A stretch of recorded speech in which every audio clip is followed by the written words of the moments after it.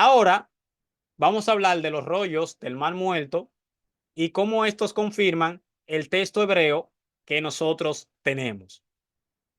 La gran pregunta fue formulada primeramente por Sir Frederick Kenyon, Sir Frederick Kenyon decía lo siguiente: representa este texto hebreo que nosotros llamamos masorético, es decir, el que nosotros usamos hoy en día para la Reina Valera y para la demás, que es el texto autorizado y, aunque usted no lo quiera aceptar así, todas las Biblias del Antiguo Testamento usan el masorético.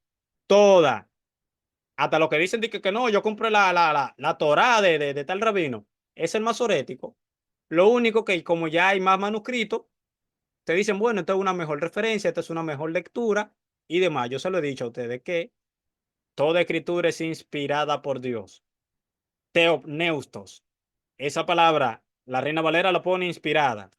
Pero usted puede decir también, toda escritura es exhalada por Dios y está correcto. Toda escritura sale de la boca de Dios, está correcto. Toda escritura es respirada por Dios y está correcto. Feliberto, ¿por qué tan correcto? Porque son preferencias de lectura, porque la palabra teopneustos es una palabra que se le inventó Pablo. Esa palabra no existe. Esa palabra Pablo se la inventó. Eso es un neologismo dentro del griego. Al igual que la palabra del autor de la carta de los hebreos, sin genealogía, que habla de Melquisedec y pone sin genealogía en griego. Búsquese usted qué manuscrito griego del que usted quiera, no importa, de cualquier profeta, del que usted quiera, pagano, no importa. ¿Dónde existe la palabra sin genealogía en griego? En ningún lado. Lo pusieron ahí. Ellos inventaban, los griegos hacían eso cuando no tenían una palabra que expresaba una idea, ellos se la inventaban, la conceptualizaban. Por eso que a veces los judíos como que no les gusta mucho el griego. Fíjense que lo que son más de que judíos mesiánicos siempre le tiran como al griego, porque el griego es, ellos eran un poquito más libres en cuanto a las cosas que expresaban. Pablo también, al no nacer directamente en el seno judío de Jerusalén, también tenía esas pequeñas peculiaridades. Por eso también el trato hacia los gentiles de parte de él era más tolerante. Por eso te podía decir, yo como la comida de los ídolos, sabiendo que nada son, ningún judío convertido en los tiempos de Cristo te decía eso. Pero si Daniel no se comió la comida de, de Babilonia por no contaminarse, y Pablo dice que ni pregunten la carnicería, y que si fue sacrificada a ídolo, ¿qué? Un ídolo nada es, dale para allá. Ahora, si te dicen, para que tú le guardes la conciencia al hermano, usted sabe, no se la coma, pero el ídolo no te va a hacer nada. Mi pregunta, ¿y es verdad que un judío decía eso? Un judío del seno de Jerusalén, ultra ortodoxo, no se atrevía a decir. ¿Entiendes?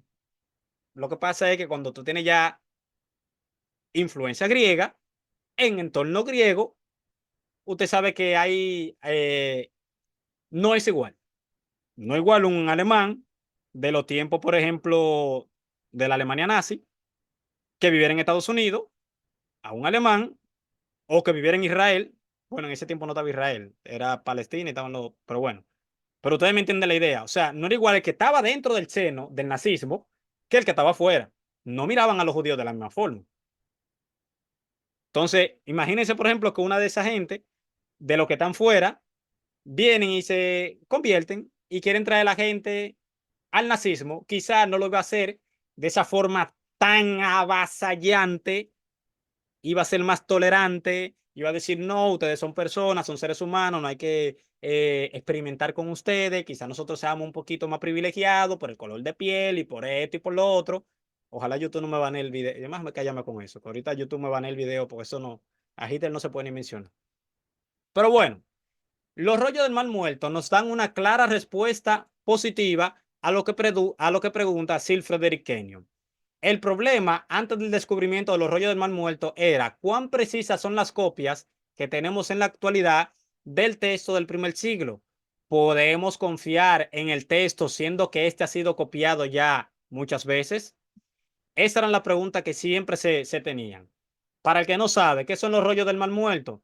Los rollos están compuestos por unos 40.000 fragmentos inscritos. De estos 40.000 se han reconstruido más de 500 libros. Se descubrieron los libros y fragmentos extrabíblicos que arrojaron luz sobre la comunidad religiosa del Qumrán. los escritos tales como documento de Sodoquite, un reglamento de la comunidad y el manual de disciplina nos ayudan a comprender el propósito de la vida cotidiana en el Qumran. En las varias cavernas hay comentarios de las escrituras que resultan también de mucha ayuda. ¿Cómo se encontraron los rollos del Mar Muerto? Bueno, la historia de este descubrimiento es uno de los relatos más fascinantes de los tiempos modernos. En febrero o marzo de 1947, un pastor beduino cuyo nombre era Mohamed estaba empeñado en la búsqueda de una cabra que se le había perdido. Entonces, él lanzó una piedra hacia el interior de una cueva en el cerro de una parte occidental del Mar Muerto, aproximadamente a 12 kilómetros del sur de Jericó. Ante su sorpresa, oyó el sonido de artículos de alfarería que se habían quebrado. Al investigar, él descubrió que un cuadro sorprendente. En el suelo de la caverna habían vasijas, varias, de gran tamaño que contenían rollos de cuero envuelto en tela de lino. A causa de las vasijas estaban cuidadosamente selladas. El rollo que se habían conservado en excelentes condiciones durante casi 1900 años. Fueron colocados allí evidentemente en el año 68 antes de Cristo. Quiere decir, vamos a seguir hablando, pero quiere decir que los rollos del Mar Muerto, ¿verdad? Del Qumran, era prácticamente lo mismo que usaban, por ejemplo, eran copias de lo mismo que usaban los apóstoles y profetas y lo que usaba Cristo y demás, aunque también ellos usaban la Septuaginta, depende. En la sinagoga se hablaba hebreo, dentro de la sinagoga de Jerusalén. Fuera se citaba la Septuaginta y se hablaba en griego, para no cometer una falacia aquí. 5 de los rollos hallados en la caverna del Mar Muerto, el número 1, como se le conoce ahora, fueron comprados por el arzobispo del monasterio sirio ortodoxo de Jerusalén. Mientras tanto, otros 3 rollos fueron comprados por el profesor Tzukenit de la Universidad Hebrea del lugar. Me parece interesante que esto sucedió un año antes de que Jerusalén, de que los judíos volviesen otra vez a reclamar su tierra y de que se le entregaron después de la Segunda Guerra Mundial. Cuando, para que ustedes vean cómo Dios va como orquestando todo, como abriendo camino. Cuando recién se descubrieron los rollos, no se le dio la publicidad, pero en noviembre de 1947, 2 días después de que el profesor Tzukenit adquirió 3 rollos y 2 vasijas provenientes de la caverna, anotó en su diario: pudiera ser que este fuese uno de los descubrimientos más grandes hechos en Palestina, un descubrimiento con el que ni soñábamos. Pero esas significativas palabras no fueron publicadas en aquella ocasión, sino después. Afortunadamente, en febrero de 1948, el arzobispo, que no podía leer hebreo, telefonó a la Escuela Americana de Investigación Oriental de Jerusalén y contó lo referente a los rollos. Gracias a la buena providencia, el director del establecimiento en aquel entonces era un joven erudito de nombre John Trevel, que también era un excelente fotógrafo aficionado. Mediante una ardua y dedicada labor, consiguió fotografiar cada una de las columnas del gran rollo de Isaías, que contiene 8 metros de largo, 25 centímetros de altura. Déjame hacer un paréntesis aquí. Para el que no sabe, el Isaías que encontraron ahí del año 60, no vamos a seguir hablando de eso. Yo le voy a decir la fecha ahora. Coincide con el texto masorético que usted tiene, por si no se lo habían dicho. Puede haber, siempre lo voy a decir, puede haber alguna pequeña variante, pero no es de que la gran cosa. Pero bueno, sigamos. John Treve, ¿verdad? Que también era un excelente fotógrafo aficionado. Mediante una ardua labor, él lo que hizo es que empezó a fotografiar el rollo de de Isaías, que contenía 8 metros de largo y 25 centímetros de altura.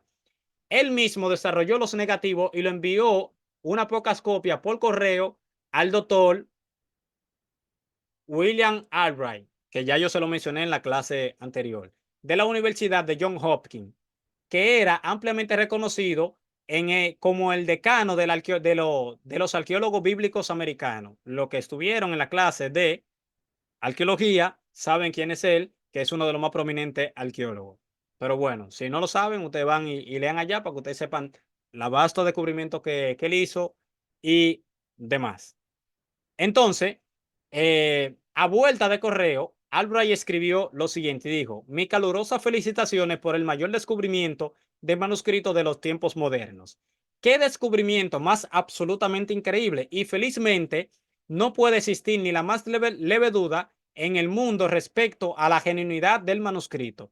La fecha en la que se estimó el manuscrito de Isaías era del 313 después de Constantino, cuando él le dijo a la gente: reúne los rollos, vamos a manipular a los cristianos, vamos a arreglar, y lo que no nos conviene quitémoslo, y lo que nos conviene lo dejamos ahí, y vamos a empezar a meter cosas. No, del año 100 después de Cristo. Del año 100, ay, perdón, antes de Cristo. Del año 100 antes de Cristo. El rollo de Isaías. Y es casi exacto con este. Parece que a Constantino se le olvidó ese y, ¿sabes? No pudieron manipularlo, yo sé. Y lástima por él, ¿verdad? Sigamos aquí. Trevor entonces cita las opiniones de Albright cuando él dice: no hay duda en mi mente de que el escrito es más arcaico que el papiro de Nash. Su opinión es que su fecha era de alrededor del año 100 antes de Cristo, o sea, la datación. ¿Cuál es el valor de estos rollos? Lo más antiguo manuscrito que nosotros conteníamos, recuerde que era del 900 después de Cristo en adelante. De este modo, ¿cómo podíamos asegurarnos nosotros de su exacta transmisión desde el tiempo de Cristo en el año 32? O sea, ¿cómo tú sabías si el manuscrito más antiguo que tú tenías era 900 años después de Cristo? Que ahí lo que pasa es que nosotros creemos que la crítica que hacen hoy, de que los críticos textuales y mucha gente en YouTube y en canales de TikTok y demás, de que ellos están descubriendo de que el agua tibia,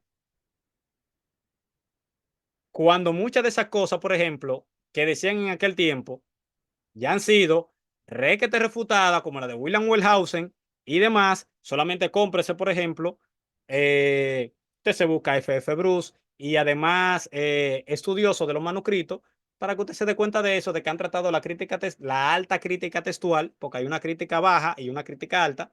La alta crítica textual, también, por ejemplo, la hipótesis documentaria, y además de detractores de las escrituras.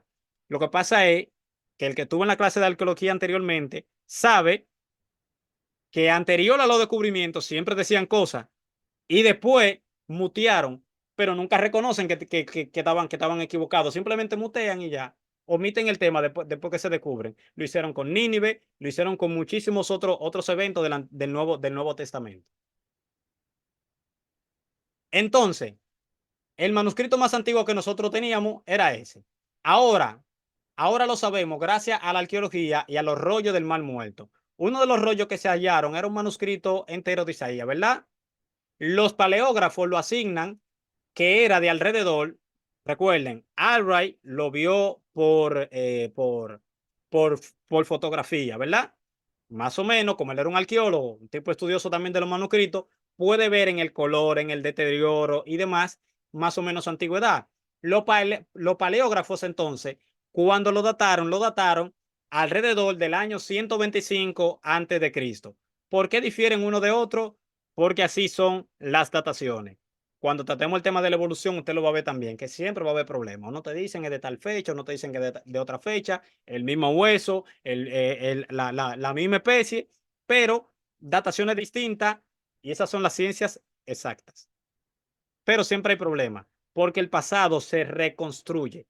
El pasado no se tiene evidencia de todo, se reconstruye mediante hipótesis y mediante los estudios y los análisis de los manuscritos y eh, de los fragmentos arqueológicos. Vamos a seguir, no voy a interrumpir tanto el flujo de la clase para que no se haga tan largo. Este manuscrito resulta así más o menos 1000 años más antiguo que cualquier manuscrito que poseíamos anteriormente. Es decir, el manuscrito de los rollos del Mar Muerto es 1000 años más antiguo que el manuscrito que hoy en día de Isaías que nosotros tenemos en la Reina Valera del 60. No voy a decir la Reina Valera de ahora en adelante, voy a decir el texto masorético, porque yo prefiero la Biblia de las Américas, personalmente, por algunas cosas del Nuevo Testamento que hablaremos en su debido momento, y que el Receptus tiene esa complicación. Pero ok. Los otros manuscritos bíblicos de este hallazgo son del 200 antes de Cristo hasta el 68 después de Cristo. Recordemos que son 40.000 fragmentos que se encontraron en el Qumran.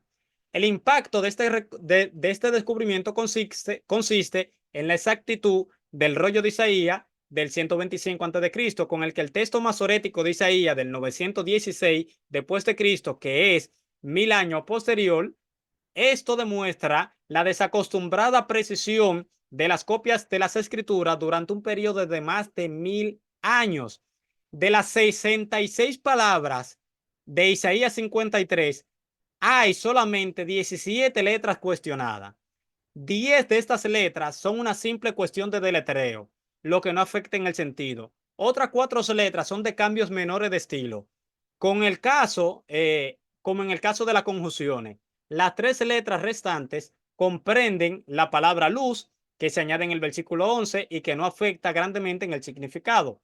Además de estas palabras apoyadas por la Septuaginta y los otros textos, de este modo, un capítulo de 66 palabras, hay solamente una palabra en cuestión de 3 letras después de 1000 años de transmisión. Por favor, memorícese eso. Y esta palabra no cambia grandemente el significado del pasaje. Lo que vieron la clase de la evidencia bibliográfica del Nuevo Testamento saben que se considera una variante textual hasta si la letra está en mayúscula o en minúscula. No sé el que la vio.